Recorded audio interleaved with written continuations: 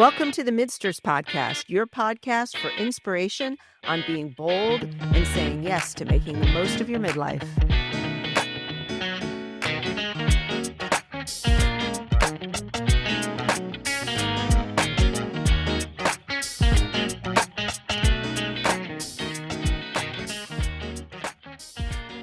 So, Marianne, you and I know, but our listeners don't know, that we actually are going to be making both of us actually, are going to be making some, not changes, but change of location. This coming fall, we're both going to be hitting the road. We are. I'm excited about it because I've never done anything like this. No, me neither. Right. For me, the impetus is that I want to spend more time with my son, who moved out to California in 2019. And, since then we see him once or twice a year for a week. And now that Dave and I are retired, I was like, we have time. And the kids apparently are happy to have us come spend time with them. So we decided to drive west with the dog for a week and then plant ourselves in the LA area for a couple of months this fall and spend some time with the kids. I wonder how many people are doing this because, I'm going to do something very similar. And now when people can work remote, I'm retired, but my husband's still working. And when the kids are gone and you don't have to be in a certain place, you can pick up and go. We travel a lot, but this is like for months. Right. So you're going to? I am. I'm going to Austin, Texas.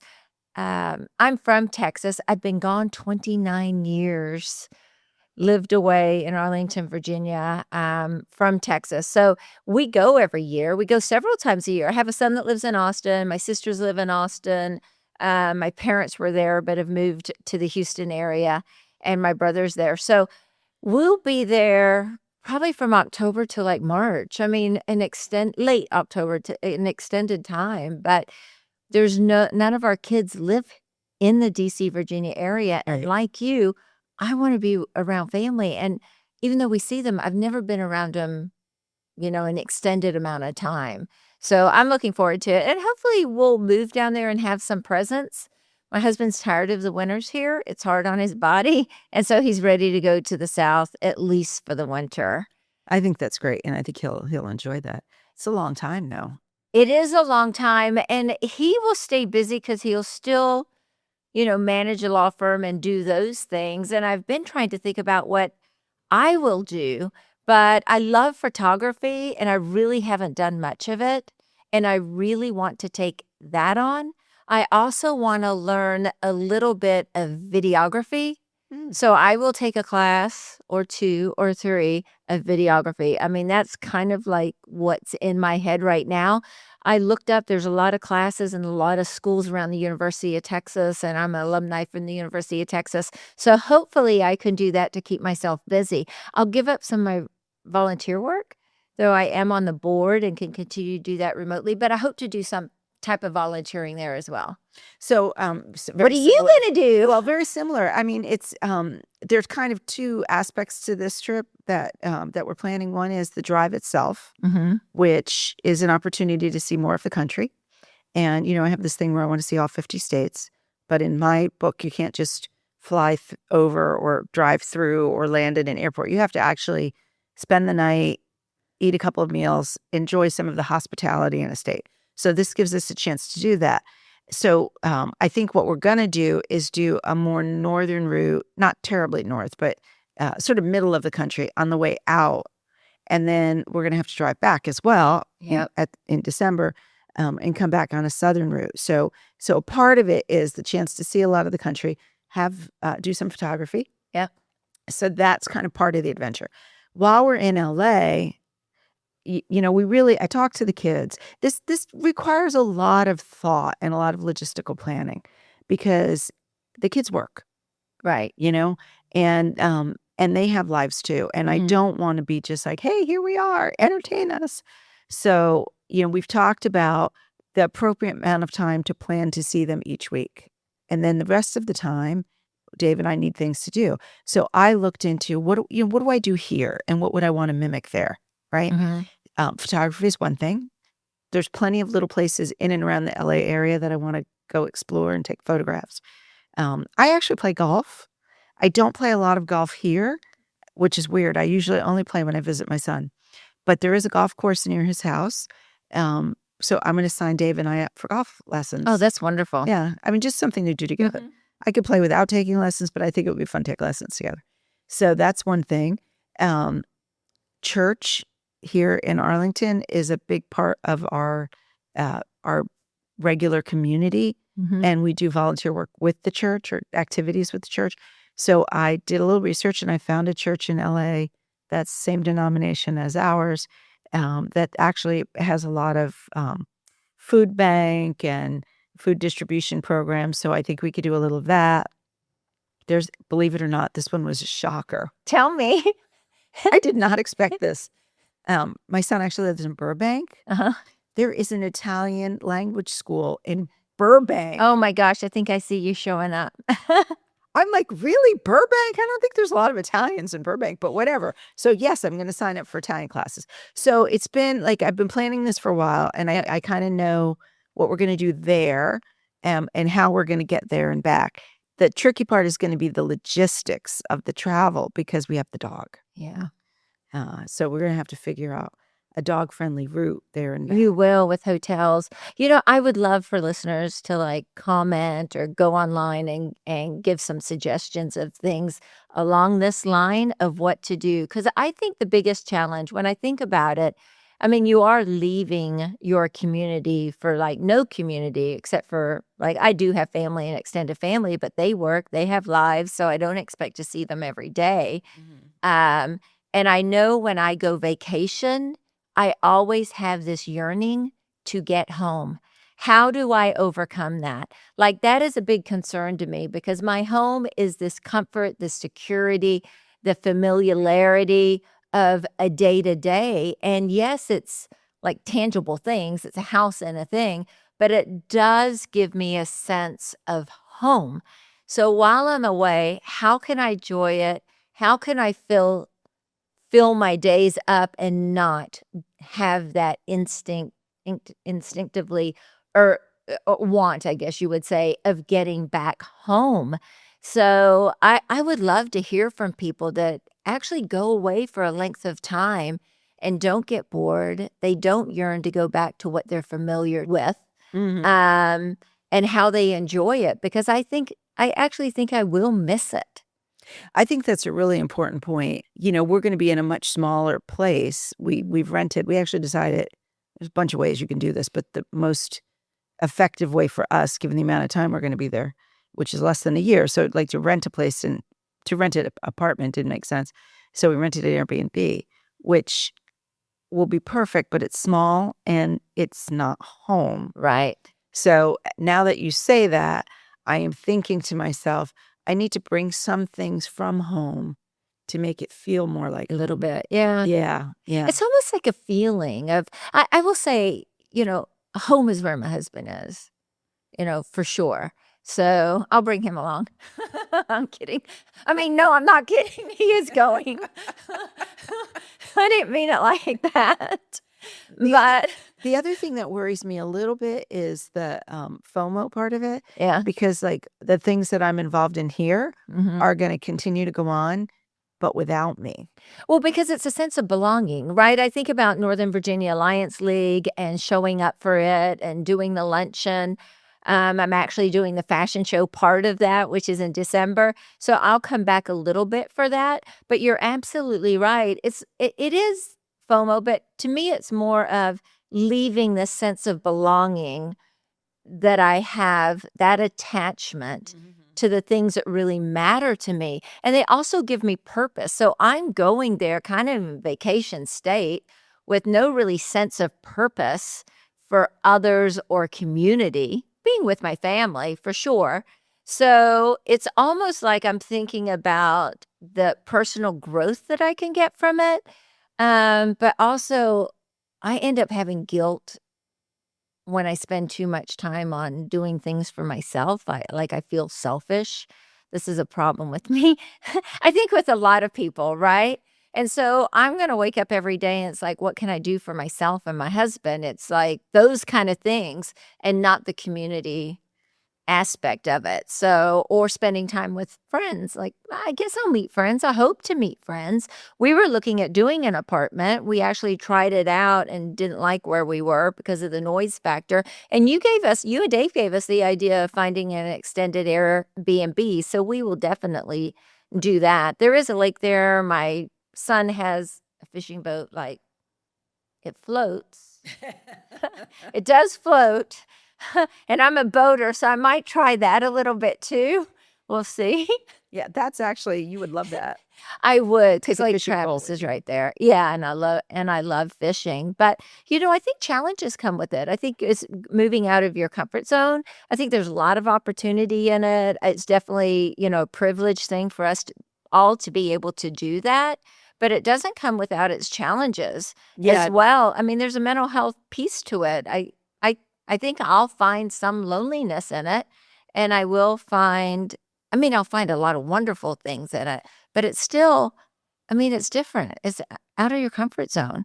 I'm kind of trying to look at it as, and this is something I think I've talked about this on an earlier podcast, the spiritual director that I've been working with, who's all about reframing things in your head, and I've talked to her about like solitude being loneliness, and she has said view it as opportunity, right?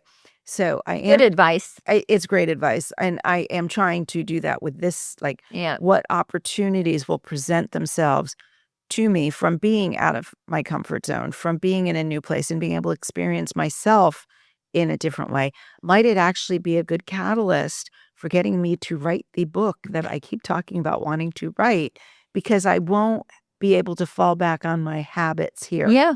I'll be in a different place doing different things. This might be the different Yeah. thing to do. So it's exciting. It's a little terrifying. Yeah. All mixed up. But that's really, I think that's a good perspective. And like me wanting to do the videography, it's like I have no excuse. Mm-hmm. Because there's really, it's a blank slate for me. From the morning to the evening, it's a blank slate. So what do I want to do with that time? And I do want to take advantage of that time and that opportunity. Like, I'm not going to have yards to garden. I'm not going to have, I'm just not going to have those things. Habits and chores, Right. they change. Yes. They're very different. Yeah, and if any listeners have any ideas about little weekend trips away from Austin, Texas, I'd appreciate that. And if anybody listens and they live in Texas and they know of good opportunities for community service for me, I'd be very interested in that as well.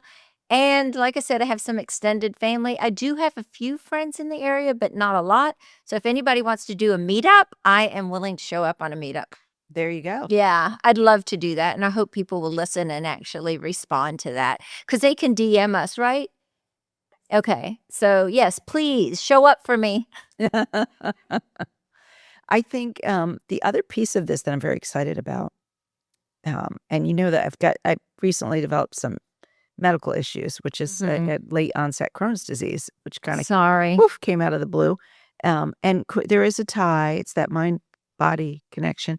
Crohn's can be triggered by stress.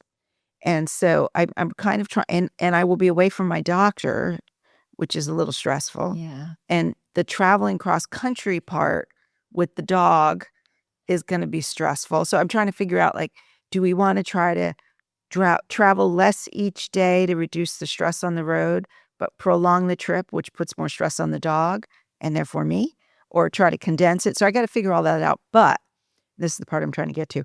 Once I get to California, I just kind of have a feeling that I will have a lot less stress. And part of it is the one thing I really, truly love about California is the weather. Yeah. It's beautiful. It's most of the time, it's really beautiful. It can be very hot at times, but we're gonna be there in the fall, so I think the weather will be pretty good. And the place that we rented has a fenced yard with a little patio, which I actually don't have right now because I live in an apartment. Yeah. And, like, I have this vision of myself getting up and having my morning coffee and sitting outside with Phoebe to let her do her morning thing and having some meditation time in the beautiful air. And, like, I'm kinda totally digging that idea. Now, whether or not that's what it will really be like, I don't know, but I think it's a good opportunity for me to de-stress. Like, being out, it's funny because I hadn't really thought about missing home until you just said it. Yeah. I do think there's that possibility, but I also think the reverse is true, like being out of home and being able to experience myself in a different state might be actually very good for Yeah, me. definitely. I think it's the extended time That's the trick. is kind of a little bit it's not that it's daunting by any means, and, of course, if I hate it, I can come back. I mean, but you're staying a much longer time than we are. Yeah. We're only gonna be in California for 2 full months. Okay, yes, so I'm at least twice Yeah. as long as that, and I love winter, like, I don't wanna miss winter. My Mm. husband hates winter. I love winter, but a couple things, I'm already planning things for that. If anybody has any suggestions of good winter experiences, not skiing, let me know, but I do wanna go visit your daughter in London, Mhm. and I'd probably do that in January. And then in February, I'm hoping we all go back to Saguenay, Canada, Quebec or maybe a different part of Canada, but definitely doing some winter sports and some winter things there. And when I say sports, not skiing, but like dog sledding and ice Which turned fishing. out to be almost as dangerous as skiing when that dog sled That's true. overturned. That's true. But we didn't get to ice skate. We didn't get to ice skate. Yeah. I actually that would have And been fun. I said I was going to learn to ice skate here better than I do now, and I haven't done that. So Yeah, actually, right now you can't do ice I skating. can't. I ended up tearing my rotator cuff, so I can't do that. See, these are the things when you think of something, you just have to do it. Because I thought about that back in March, and had I been doing it this whole time, I would have learned so much skating. I've lost that opportunity at least for the next few months, 6 months or so. For now. So, I mean, we don't see around corners on how things can actually take us off a path. We assume we'll be able to do it later, but we can't assume. No, I mean, it and that's part of the reason why I wanna spend the time with the kids now while Dave and I are still pretty active and healthy Yes. relatively, and, can go out there and do some fun things. And Right. take the trip. I mean, driving cross country both ways is Yeah. a lot. I mean, things in life can change so On a quickly. dime, And on a I think dime. it is great that we're spending this extended time with our families and that we have the opportunity and the privilege to I don't say that lightly or take that lightly. It is a true blessing to be able to do that. So going out there and being with all my family, I do want to be extremely positive about it and just soak up every moment I can. Because you never know. And I've got aging parents, and that's taken on a life of itself. So I want to be able to soak that up in a positive way as well and spend time there. And you just can't do it from here. I'm flying back like every 6 weeks or so, but it's still not the same. And I'm kind of looking at this as an opportunity to kind of see if my daughter ends up staying in London, Mhm. which currently she's looking for a job there, so, and actually, if anyone listening to this lives in London and knows of a good job for a bright young woman, who's got a background in fundraising and NGO work, let me know. Um, but if she stays in London, then will we stay in Arlington? I don't know. Right. This is kind of a test run to see what it would be like to live somewhere else. And I will say, going back to the fact that my daughter lives in London, she has said, if you're gonna spend 2 months in LA in the fall, you need to spend 2 months in London in the spring. And that might be a bigger lift with the dog, but we'll see. Right. But that's fun. It would be very fun. I couldn't leave my dog for that long, and, Right. like, going to LA is one thing. Going to London, that's a whole different ball of wax because she can't, travel on a commercial airline. Yeah. But now is the time to do these. I turned 60 here this month, actually.